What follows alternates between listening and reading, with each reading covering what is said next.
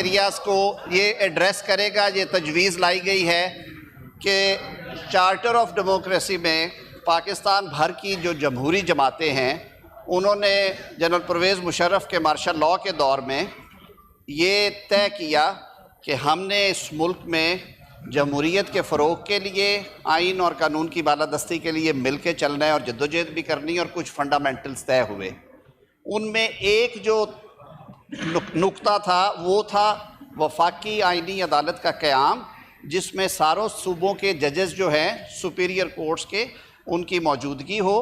और वो जो आइनी मामलात हैं आइन पाकिस्तान में, वो जो क्लॉजेज़ हैं आइन की जो डील करती हैं कॉन्स्टिट्यूशनल जुरिस्डिक्शन से या इंटरप्रिटेशन ऑफ कॉन्स्टिट्यूशन से मुतल्लिका, जो हमारे आज के कानून में आर्टिकल 184, आर्टिकल 186, फिर 187 में कुछ पावर्स हैं, फिर सदर साहब कई दफ़ा रेफरेंस फाइल करते हैं, भेजते हैं, उस पर ओपिनियन लेते हैं। वो मामलात जो हैं वो आइनी अदालत सुने। और हमारी जो रेगुलर हाई कोर्ट्स और सुप्रीम कोर्ट्स हैं उनका जो मौजूदा ढांचा इसी तरह बरकरार रहे। उसमें सर सिविल, दीवानी, फौजदारी, रेंट, फैमिली, कॉरपोरेट, कमर्शियल, वो सारे मामलात जो कि 60,000 से ज़ायद केसेस सुप्रीम कोर्ट में हैं, वो वहाँ पे उनके फ़ैसले हों और वही फ़ाइनल अदालत होगी, उसकी कोई फ़र्दर अपील नहीं है। सर पिछले 26वीं आइनी तरमीम में जब हमने इस पर मुशावरत की तो कुछ दोस्तों ने ये कहा कि आप इतनी बड़ी ट्रांजिशन की तरफ ना जाएं, इतनी बड़ी तब्दीली की तरफ ना जाएं, आप ट्रांजिशन के साथ चलें, आप आइनी बेंचेस बना के तजर्बा करें, मामलात शायद इससे बेहतर हो जाएं और जो मुकदमात का तस्फिया है सुप्रीम कोर्ट में वो बेहतर हो जाए, उसकी रफ्तार बेहतर हो जाए। सर हमने बेंचेस 2/3 मेजॉरिटी से इसी ऐवान में ये बिल पास हुआ, कौमी असम्बली ने पास किया, सदर मुमलिकत ने असेंट किया, ये बिल पास हुआ, आइनी बेंचेस बन गए सुप्रीम कोर्ट ऑफ पाकिस्तान में। अब सर था ये कि वही अदालत है, वही जज साहिबान हैं, जुडिशल कमीशन ऑफ पाकिस्तान उन्हें नामजद कर देते थे, वो दिन का ज़्यादातर टाइम कॉन्स्टिट्यूशनल पटिशन सुनते थे, वो जो मामलात उनकी जुरिस्डिक्शन में थे, और बाकी टाइम पे दीगर मुकदमात भी। लेकिन sir fact of the matter ये है कि 5 या 6% मुकदमात हैं टोटल जिनका मैं जिक्र कर रहा हूँ। सर वो कोर्ट का 40% वक्त जो है वो ले जाते हैं और बाकी मुकदमात वहीं के वहीं खड़े थे। दूसरा सर कुछ लोगों ने ये भी कहा कि जी ये कोर्ट विद इन कोर्ट है, कुछ ने ये कहा कि जी बेंचेस जो हैं वो जुडिशल कमीशन बनाता है, उसमें लेजिस्लेचर भी बैठी है, उसमें एग्जेक्टिव भी है, ये क्यों होगा, ये एतराज़ात थे। तवील मुशावरत के बाद ये तय किया है, तमाम सियासी क़ुव्वतों से मशवरा करने के बाद, और अपोजिशन से भी गुजारिश की थी कि आप इस पर राय दें, वो देते रहे हैं मीडिया के ज़रिए भी और ऑफ द रिकॉर्ड भी बात हुई।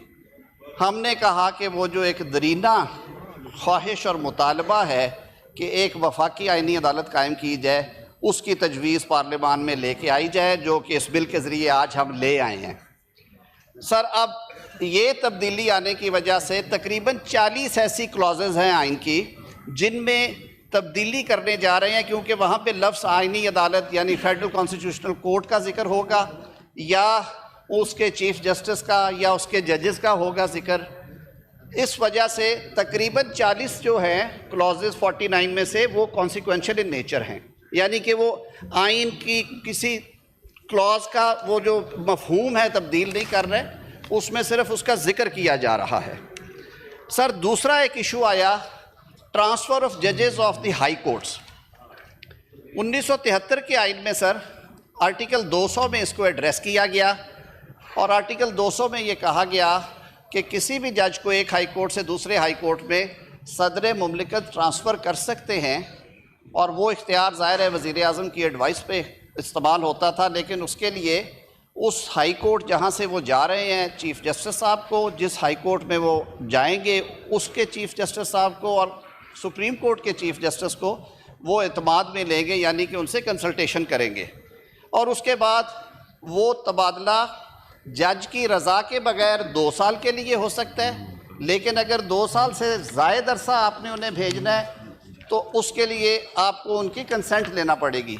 18वीं तरमीम में वो जो 2 साल वाला मामला था उसको भी निकाल दिया गया और कहा गया कि उनकी कंसेंट लेंगे।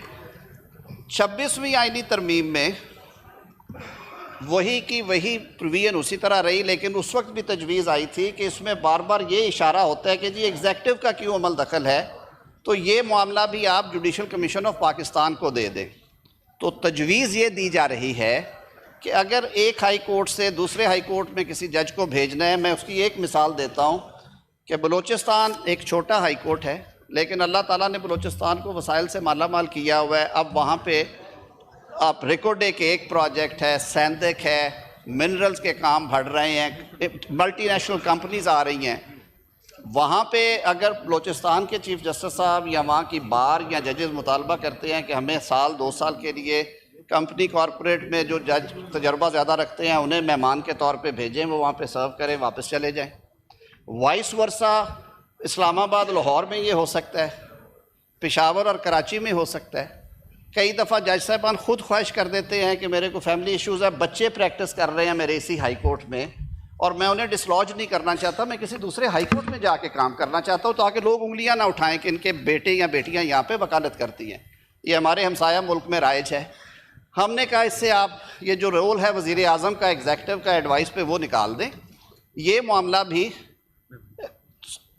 जो कमीशन है जजेस अपॉइंटमेंट का, JCP judicial commission of Pakistan under article 175, उसके सुपुर्द कर दिया जाए, जिसमें चीफ जस्टिस होंगे, जिसमें 4 और जजेस होंगे, जिसमें बार का नुमाइंदा है, जहाँ पे 2 अपोजिशन के 2 ट्रायरी बेंचेस के मेंबरान हैं, जिसमें अटॉर्नी जनरल भी बैठता है। वो ऑल इंक्लूसिव है जो कि 18वीं तरमीम की ऐन रूह के मुताबिक बनाया गया।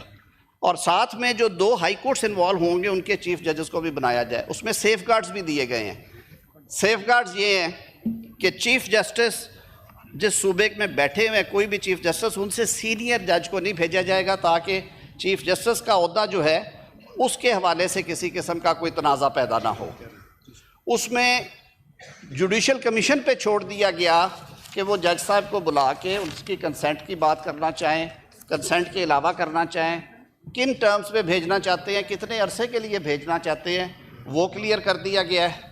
पीछे ट्रांसफ़र्स हुई इस्लामाबाद हाई कोर्ट में, क्योंकि ये एक फेडरेशन का हाई कोर्ट है। कहा गया कि ऐसे इलाके जिनकी नुमाइंदगी नहीं है, सिंध इंटीरियर से, बलूचिस्तान से, पंजाब के साउथ ऑफ पंजाब से, वहाँ से जजेस को ट्रांसफ़र किया गया तो उनकी सीनियरिटी का मसला पैदा हुआ। मामला आइनी बेंच के सामने गया, उन्होंने मामला फिर सदर मुमलिकत को रेफ़र किया और ये बात वो माने कि जो सीनियरिटी है वो शुरू होगी from the date he takes first oath as a जज ऑफ हाई कोर्ट। ये तो बड़ी गैर मुनासिब बात है कि एक जज ने 2016 में ओथ लिया और उन्होंने 8 साल काम किया कराची में, और उसके बाद उन्हें आपने भिजवा दिया लाहौर में, और लाहौर में जाके वो जो 2020-21 में अपॉइंट हुए जजेस उनके नीचे जाके बैठे रोस्टर में, तो ये गैर मुनासिब बात थी। वो मामला हल कर दिया है कि वो जज साहबान अपनी सीनियरिटी जो है ओरिजिनल सीनियरिटी कैरी करेंगे। वो आर्जी होगा या मुस्तकिल होगा, उसमें उनकी दो सारे कंटूर्स दे दिए गए हैं। इससे आगे चलते हैं सर। सेनेट के इलेक्शंस हुए, सारे मुल्क में हो गए, लेकिन कुछ सियासी कशमकश भी थी, कुछ अदालती फ़ैसले थे। दोनों फ़रीक़ैन अपने मौक़िफ़ पे कायम थे, मामला अदालतों में रहा। खैबर पख्तूनख्वा में सेनेट का इलेक्शन सर 1 साल से ज़ायद अरसे की ताख़ीर से हुआ और इसी फ्लोर पे उसका जिक्र होता रहा है। आपकी रूलिंग भी है सर चेयरमैन डिप्टी चेयरमैन के इलेक्शन पे, अल्लाह ने किया हो गया। अब ये एक इब्हाम रहना था थ्रू आउट, और कल को भी ऐसी सूरत हाल आ सकती थी। उनके टेन्योर की प्रोटेक्शन और जो सेनेट की हार्मनी है, यानी कि सेनेट कभी तहलील नहीं होती और हर 3 साल के बाद सेनेट के इलेक्शंस के बाद ओथ होते हैं और पहला काम चेयरमैन और डिप्टी चेयरमैन का इलेक्शन होता है। उसको किसी इब्हाम और तनाज़े से बचाने के लिए सर उसको सेविंग क्लॉज दी गई है, उसको एक्सप्लेन कर दिया गया ये किस तरह होगा। छोटे सूबों ने सर ये मुतालबा किया कि जो 11% है कैबिनेट का आपने रखा है कि टोटल स्ट्रेंथ का 11% से ज़्यादा नहीं होगा। पंजाब जैसे बड़े सूबे में जहाँ पे असम्बली जो है वो 350 से ज़ायद पे है, वहाँ ये मसला नहीं आता, क्योंकि 34 या 40 अगर महकमे हैं तो उनका 11% 45-40 लोगों पे बनेगा।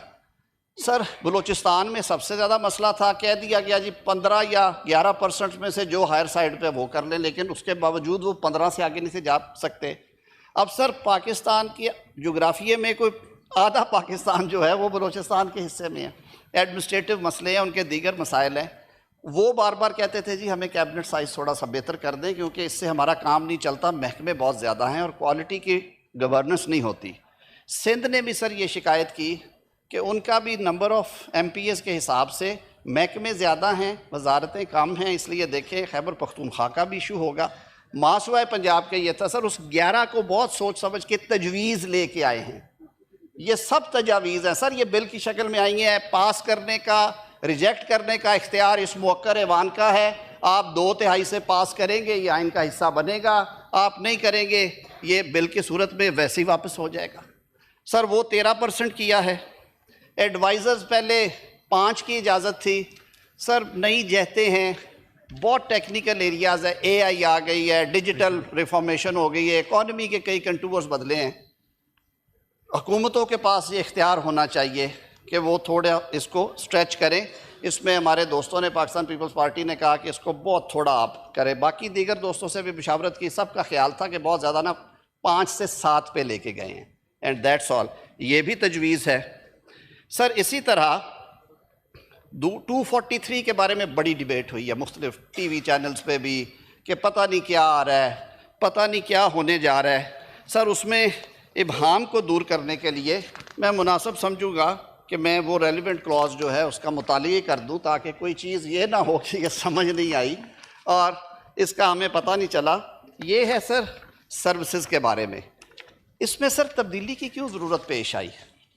जनाब चेयरमैन, अल्लाह ताला ने इस मुल्क पे अपना ख़ास फ़ज़ल किया और हमेशा से रहा है, लेकिन उसकी रहमतों की जो बरसात और उसके फ़ज़ल करम का जो आलम हमने मई 2025 में देखा, उस पे सारी दुनिया जो है उसकी नज़रें पाकिस्तान की तरफ हैं। पाकिस्तान पे एक झूठा इल्ज़ाम लगा के भारत ने एक ढोंग रचा के पाकिस्तान की इलाकाई सलामती को वायलेट करने की कोशिश की, एक दफ़ा नहीं 2 दफ़ा की, और फिर जो बिफिटिंग रिस्पॉन्स दिया अफवाज पाकिस्तान ने, उसकी पूरी दुनिया मुतरफ़ है। चाहे वो सुपर पावर्स हैं, चाहे वो इस्लामी ब्लॉक के ममालिक हैं, चाहे वो इस रीजन में बसने वाले दीगर लोग हैं। जनाब चेयरमैन, जब स्ट्रेटिजिक चीज़ों की बात होती है तो मेरे ख़्याल में हमें बहुत एहतियात के साथ बातें करना चाहिए, और मैं ये अर्ज़ करूँगा अपने दोस्तों से कि इस सारी स्कीम को पहले पढ़ के समझ के इस पर ज़रूर बहस भी करें, इसको डिस्कस भी करें, लेकिन इसमें पाकिस्तान की इज़्ज़त, वक़ार और सालमियत का अंसर ज़रूर मलहूज़ ख़ातर रखिएगा। जिन जवानों ने शहादतें दी हैं और जिन जवानों ने ये जंग जीत के दी है और जिन कमांडरों ने इसको लीड किया है, वो कौमी हीरो हैं। हमें उनकी इज़्ज़त और वक़ार का एहसास है। अब जो नए ज़माने की जो जहतें हैं और जो इंटरनेशनल ट्रेंड्स हैं, उनको सामने रखते हुए 243 में कुछ चीज़ें जो हैं उनको इंट्रोड्यूस कराया जा रहा है। कोई सस्पेंस नहीं, मैं इसको पढ़ देता हूँ। पहली बात तो ये है सर कि chairman joint chief of staff का जो ओहदा है वो रवाजन कन्वेंशनली हमारी आर्मी नहीं था, कमांडर इन चीफ ही हम कहते थे। जो मिलिट्री के चीफ ऑफ आर्मी स्टाफ थे वही लीड करते थे डिफेंस फोर्सेस को। फिर हमने chairman joint chief of staff committee बनाई और उसके चेयरमैन एक मुकर्रर किए। अब तजवीज़ ये है कि जो चीफ़ ऑफ आर्मी स्टाफ हैं, उन्होंने क्योंकि उनकी खिदमात और हालिया जंग में उनकी जो कामयाबी है और जो इज़्ज़त और तकरीम उन्होंने दीगर सर्विसेज चीफ्स के साथ मिलकर इस कौम को पेश की है, इस कौम ने उसको रिकग्नाइज़ करते हुए उन्हें फील्ड मार्शल के टाइटल से नवाजा। फील्ड मार्शल का टाइटल जो है वो एक टाइटल है, रैंक है, वो अपॉइंटमेंट एज सच नहीं है। आर्मी चीफ जो है वो अपॉइंटमेंट है, उसका एक टाइम फ्रेम है, वो 5 साल के लिए हमारे कानून के मुताबिक on the expiry of that time what ever is mentioned in the law वो ओहदा छोड़ देते हैं unless until he has been granted extension by the competent authority. वो वजाहत इसमें मौजूद है, लेकिन फील्ड मार्शल हैं या marshal of the air force हैं या एडमिरल ऑफ द फ्लीट हैं, ये दुनिया के मुख्तलिफ ममालिक में हैं, बहरिया के लिए, फ़ज़ाइया के लिए और बर्री अफवाज के लिए। उनका ज़िक्र किया गया है और कहा गया है कि ये कौमी हीरोज़ होंगे जिनको ये टाइटल दिया जाएगा। और ये टाइटल सर सारी दुनिया में ताहयात है। इट्स अ टाइटल कि आपको उन खिदमात के सिले में कौम ने इस एजाज़ से नवाजा कि आप फील्ड मार्शल कहलाएंगे।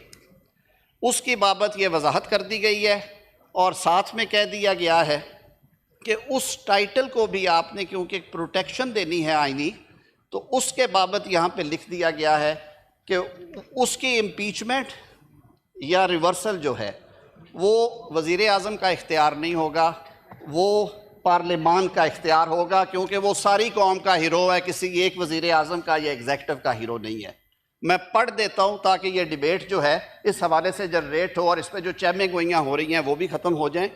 Sir, this is amendment of article 243। मैं तर्जुमा भी करूँगा अपने भाइयों के लिए, जो मेरे दोस्त हमेशा कहते हैं कि आप ट्रांसलेटेड वैसे आ गया होगा।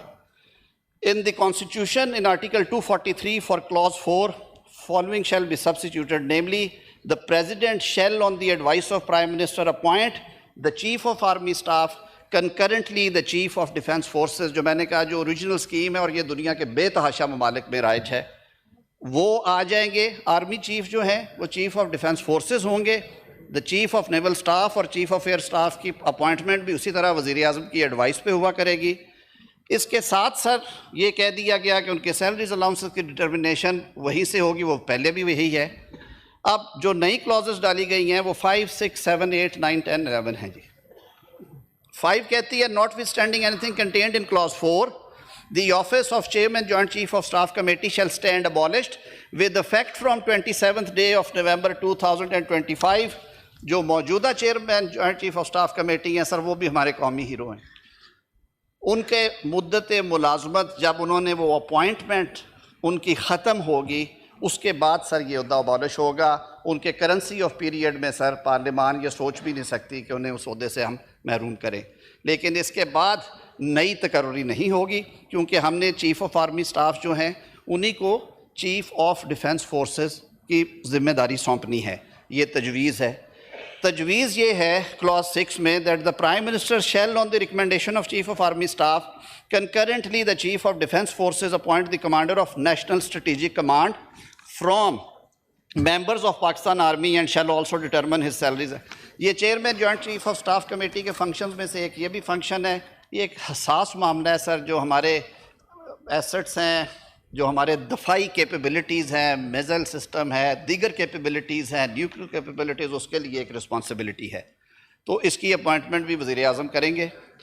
Where the federal government promotes a member of armed forces to the rank of field marshal, marshal of air force and admiral of fleet, such officer shall retain the rank privileges and remain in uniform for life। दुनिया के बहुत सारे मुल्कों में ये rise है। Command वो relinquish कर देंगे, अगर वो चीफ ऑफ एयर हैं तो अपना टाइम जब उनका मुकम्मल होगा वो कमांड रिलिंक्विश करेंगे। आर्मी चीफ हैं उस टाइम के मुताबिक करेंगे, लेकिन ये जो उनको टाइटल और रैंक फील्ड मार्शल का अगर किसी को दिया गया तो आइन उसको प्रोटेक्ट कर रहा है। 9 में है the provisions of article 248 as applicable to president shall mutatis mutandis apply to field marshal, marshal of air force and admiral fleet. जो मैंने बात की है कि फिर ये नहीं है कि एक बंदे ने अपनी सारी उम्र दी, उसने इस मुल्क की खिदमत में एक जंग जीती, एक नहीं कई और महाजों पे कामयाबी हासिल की, कौम ने उसे इस टाइटल से नवाजा, तो ये फ़र्द वाहिद का फ़ैसला नहीं होगा कि आप ये टाइटल वापस ले लें। ये इस ऐवान का इख्तियार है। ये दोनों ऐवान जॉइंट सिटिंग में बाय वोट उसको कर सकते हैं, जो सदर को मुआखज़ा करने का तरीका है। Sir, on completion of term of his command, ये वो बात है जिसकी वजाहत में under the law the federal government shell determine the responsibilities and duties of field marshal, marshal of air force and admiral of fleet in the interest of state. कि जब वो command छोड़ते हैं तो उसके बाद वफाकी हुकूमत के लिए ओपन होगा कि उनको किसी एजाज़ी मुशावरती जिस भी कैपेसिटी में वो उन्हें कहें, क्योंकि वो कौम का सरमाया है, यूनिफॉर्म में हैं, टाइटल आपने दिया हुआ है, तो वो ऑप्शन भी दे दी गई है। The president shell on the advice of prime minister determine the salary allowances and so of the officers of these 3 forces. तो सर ये सारी वो बात थी, आपके सामने इसलिए रखी है कि अब आपने इन चीज़ों के ऊपर डिबेट करना है। मेरे ख्याल में ये कुछ टॉपिक्स थे जिन पे मैंने कह दिया कि फेडरल कॉन्स्टिट्यूशनल कोर्ट कायम करने जा रहे हैं हम। जजेस ट्रांसफ़र के ऊपर मैंने बात कर दी। सेनेट इलेक्शंस एक टाइम पे हुआ करेंगे और इबहम दूर करने की बात कर दी। कैबिनेट की बात हो गई। 243 की जो हमारी डिफेंस फोर्सेस हैं, और उस पर मैंने फिर अर्ज़ किया है कि हमारी सियासतें, हमारा सब कुछ हमारे मुल्क के लिए है। मुल्क की इज़्ज़त, वक़ार और सालमियत को सामने रखते हुए इस पर डिबेट करें, सर आँखों पे उसका जवाब देंगे। सर दो चीज़ें छोटी छोटी और हैं जी, दो चीज़ें और हैं। एक, प्रेसिडेंशियल इम्यूनिटी के ऊपर डिबेट चली हुई थी, वो कमेटी में मामला डिबेट होगा। दूसरा, हमारे हलीफ जमात मुत्तहिदा कौमी मूवमेंट और हमारी हलीफ जमात बलूचिस्तान अवामी पार्टी ने 2 बिल ऑलरेडी इंट्रोड्यूस करवाए हुए हैं कॉन्स्टिट्यूशनल अमेंडमेंट्स के, जो कि ऑलरेडी स्टैंडिंग कमेटी में हैं। वज़ीर आज़म साहब से जब इन दोस्तों की मुलाकात हुई और अवामी नेशनल पार्टी की भी एक तजवीज़ जो है वो भी टेबल पे आई, वहाँ पे उन्होंने कहा कि जब सूबा खैबर पख्तूनख्वा का नाम NWFP से बदला जा रहा था तो इनका ये तकाजा था कि इसे पख्तूनख्वा के नाम से याद किया जाए। बाहर कैफ उस वक्त 18वीं तरमीम में उसे खैबर पख्तूनख्वा रखा गया। हमने कहा कि जी आप, क्योंकि स्टैंडिंग कमेटीज़ को सर ये इख्तियार होता है कि वो बिल को भी देखें और जो उसके अलावा बेहतर तजवीज़ है वो भी देखें। हमारी हलीफ इत्तेहादी जमात पाकिस्तान पीपल्स पार्टी ने ये जो प्रोविजंस हैं जो इस बिल का हिस्सा हैं उसकी अप्रूवल तो अपनी सेंट्रल एग्जीक्यूटिव कमेटी से ली है, जो उनका एक रवाज है, और वो कहते हैं कि हम उसके अंदर ही रहते हैं।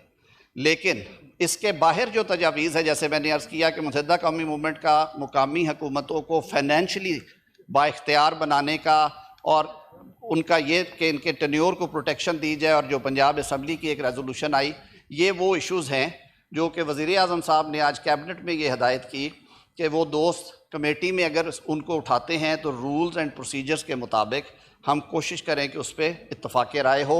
बलूचिस्तान अवामी पार्टी का सूबाई सीटों में इजाफे का जो मुतालबा है कि सूबा बहुत बड़ा है और हल्के बहुत बड़े, आबादी कम है, तो उसमें अगर 65 से इसे 90 या 95 कर दिया जाए, वो बात भी वहाँ पे हो सकती है।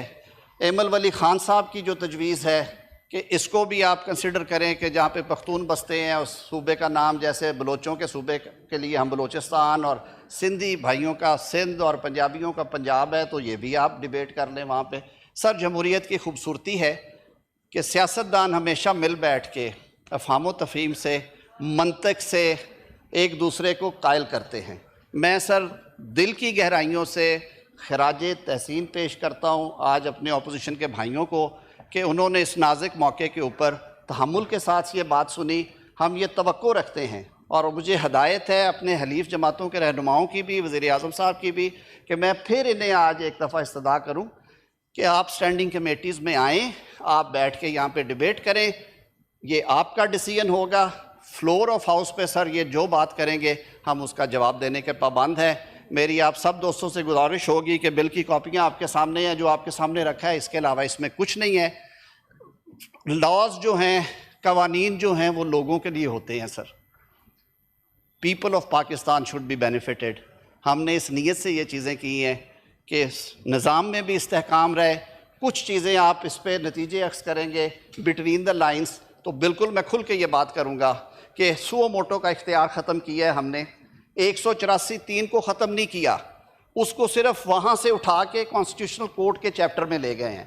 186 ख़त्म नहीं किया, उसको उठा के हम ले गए हैं उस रेलिवेंट चैप्टर में।